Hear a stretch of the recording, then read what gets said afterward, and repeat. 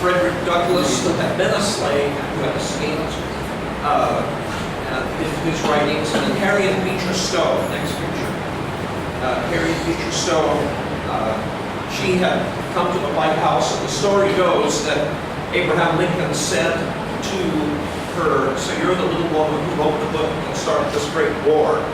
And Harriet Beecher Stowe herself and her daughter said that they had a very funny time with the president in the White House. Apparently he was in good humor, and there was a great deal of joking going on.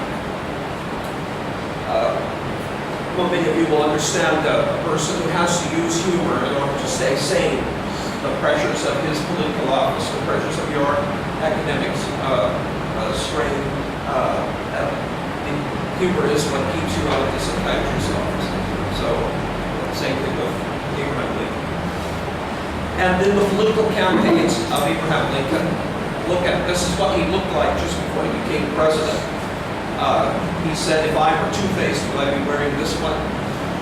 And then his political, next picture, his political campaign with the Lincoln-Douglas cartoons. Douglas was very short and fat. Lincoln was very tall and skinny, and so they would make political cartoons like this. And they went for president in 1858, and Lincoln lost to Douglas, a senator from Illinois. 2 years later, they found they were the presidential candidates, and this that you see is the result of that election in 1860.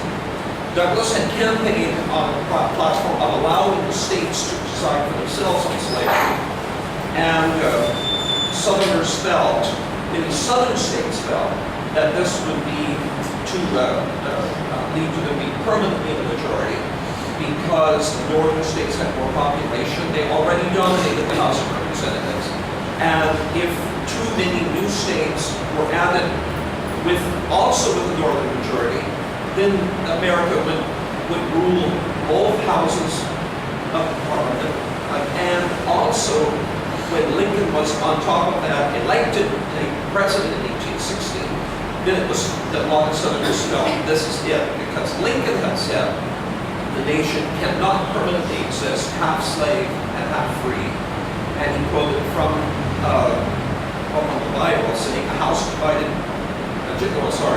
Jesus Christ saying, "A house divided against itself cannot stand." And so he said that. So when they started to secede, now secession, northern states have already threatened to secede during the War of 1812, because that war, the blockade, the naval blockade by Britain, was stopping trade in the northeastern states, and the northeastern states depended on trade for their livelihood. So they said, this war is in the interest of the South, and we want to leave the United States and secede. That had happened, northern states threatening to secede. Then later on, when Andrew Jackson became president, Andrew Jackson was from the South, but when Andrew Jackson became president, suddenly he wanted a strong centralized authority, which was in his own interest, of course, very much as president. So he kind of betrayed his own background in that way. But then his own vice president said, John C. Calhoun was also from the South, and stood with states' rights and the right of a state to nullify. If you hear the word nullification, that means they can declare the central government's laws null and void within their state boundaries. So this was the past debate over secession up to the time of the Civil War. Then when Lincoln was elected, even before he became president, because the election was in November and the inauguration at that time was in March.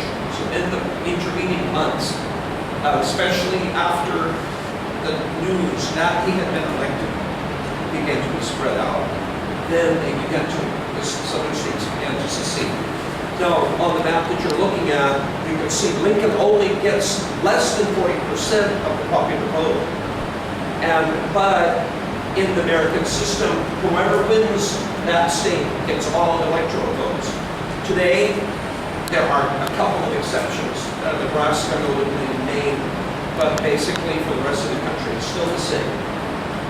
It's possible for one person to get the electoral votes, and in other words, you get the popular vote. It's happened a few times, and it's very rarely. You can see that the green states on this map, all there's a southern belt, basically, for the most part, the same states that seceded, with two exceptions.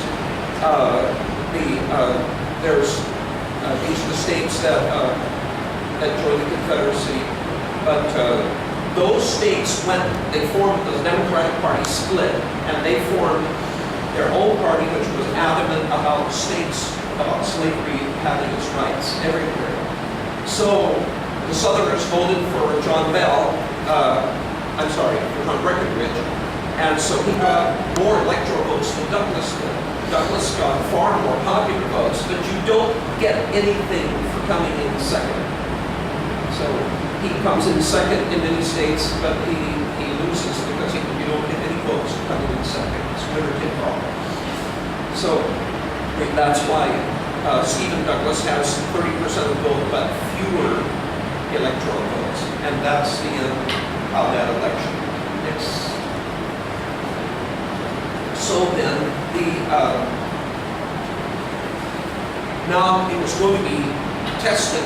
Since states have the right to enter the Union of their own free will, okay, therefore, do they have the right to leave, again, of their own free will? You would think yes. But on the other hand, from the central government standpoint, can a government exist? Can a country exist if individual states are leaving whenever they please or whenever they dislike a central government law? You say, I'm gone. How do you have borders of a country like that? How do you think of a country? How do you tie your country together? So, debate in America still continues.